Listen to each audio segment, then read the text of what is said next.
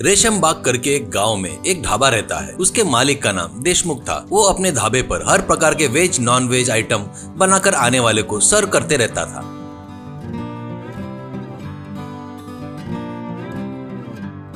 वहाँ पर head cook को खुद ही कौन सा आइटम कैसे बनाना करके खुद वहाँ पर खड़ा रहकर उनको बताते रहता था। देशमुख का लड़का पंकज कोई काम धंधा ना करते हुए खाली पीली घूमते रहता था। दोस्तों के साथ शराब पीना, ताश खेलने के सिवा कोई काम नहीं करता था। माँ बाप कितना समझाए तो भी उसे कोई फर्क नहीं पड़ता था।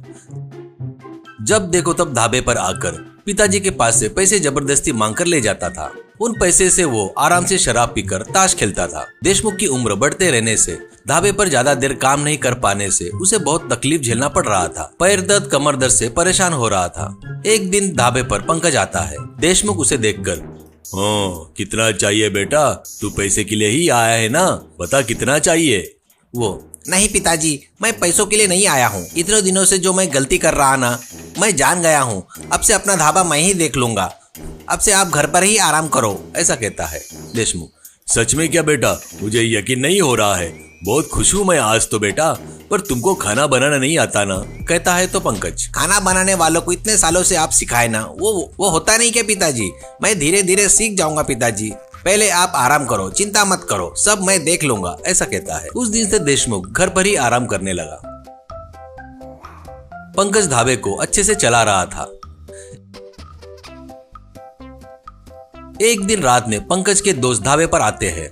पंकज, अरे अब अपन अपना प्लान शुरू करने का समय आ गया है, काम शुरू करेंगे क्या, कहता है। वो लोग ठीक है करके सब लोग मिलकर ढाबे के नीचे एक बड़ा गड्ढा खोदते हैं। वैसे वो लोग ढाबे के नीचे एक अंडरग्राउंड स्विमिंग पूल बनाते हैं। उसमें जाने के लिए जमीन पर एक दरवाजा बनाकर वो किसी को न दिखे वैसा उस पर खटिया रखते हैं।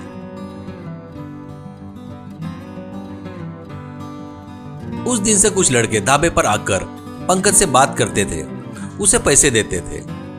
वो उनको लेकर इधर उधर देखकर खटिया उठाता था। वो लोग दरवाजा खोलकर नीचे जाते थे।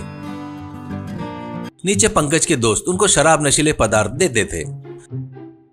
वैसे वो लड़के तैरते हुए, शराब पीते हुए, नशीली दवाइयां भी पीते थे। पंकज के दोस्त लोग गांव के लड़कों को रहस्यमय स्विमिंग पूल के बारे में बताकर उनका प्रचार करते हैं। कॉलेज के पास लड़कों को भी उनके बारे में बताते हैं। वो बात रहस्य ही रखना करके बताते थे। उस तरह से वहां पर नशीली दवाई के लिए लड़के और लड़कियां बहुत ज्यादा आने लगे। वो लोग उस स्विमिंग पूल में तैरते हुए नशीली दवाई मिली हुई शराब पीते थे। उस गांव में बहादुर नाम का एक धनवान रहता है। उसको लड्डू करके एक लड़का था। इस बीच लड्डू में बहुत बदलाव देख रहा था। बहादुर डोलते हुए घर आए लड्डू को देखकर पत्नी से, इस बीच इसमें बहुत बदलाव आया है, क्या हुआ रे, करके डांटते हुए पूछता है तो वो सब कुछ झूठी बोल रहा था। ये आखिर में क्या कर रहा है, किसके साथ घूम रहा है, पता करना पड़ेगा, ऐसा कहता है। वैसे अगले दिन बाइक पर कॉलेज जा रहे लड्डू को बहादुर उसके कार से पीछा करके नजर रखता है।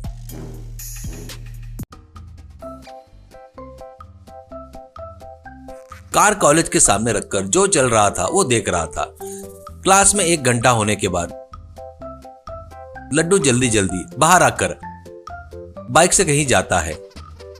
बहादुर उसके पीछे जाता है।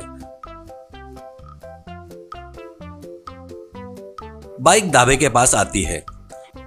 लड्डू पंकज से कुछ बातें करके उसको पैसे देता है। पंकज इधर उधर देखकर खटिया उठाता है। लड्डू दरवाजा उठाकर नीचे की ओर चला गया। बहादुर तुरंत पुलिस को फोन लगाता है। सर, यहाँ पर एक जगह नशीली दवाई मिलने वाली जगह मुझे दिखी है, इसलिए मुझे शक हो रहा है, आप तुरंत यहाँ पर आ जाओ, ऐसा कहता है। 10 मिनट में पुलिस ढाबे के आगे पहुंच जाते हैं। पुलिस को देखकर पंकज भागने जाता है तो वो लोग उसे पकड़ लेते हैं। बहादुर खटिया उठाकर पुलिस को दरवाजा दिखाता है। वैसे सब लोग मिलकर नीचे आते हैं। वहां पर नशे में झूम रहे लड़के लड़कियां पुलिस को देखकर घबरा जाते हैं। पुलिस पंकज और उसके दोस्तों को पकड़कर जमकर धुलाई करते हैं। एसआई, आप लोग देश के भविष्य हो और आप लोग ऐसे नशीली दवाई की जाल में फंस रहे हो, ये बहुत दुख होने वाली बात है, ऐसा कहता है। लड़की लड़कियों से, तुम लोग पर केस किए तो तुम्हारी जिंदगी खराब हो जाएगी, तुम्हारी पढ़ाई भी यहाँ से खत्म हो जाएगी समझो, इसलिए अभी छोड़ रहा हूँ, दोबारा ऐसे काम मत करो, ऐसा कहता है। इससे वो सब लोग उसे हाथ जोड़कर नमस्कार करते हैं। वैसे पंकज और उसके दोस्त जेल में सजा काटते हैं। वहाँ पर उनमें बहुत परिवर्तन आता है। जेल से बाहर आकर पंकज वापस फिर से ईमानदारी से सच्चाई से ढाबा चलाते हुए जी रहा था।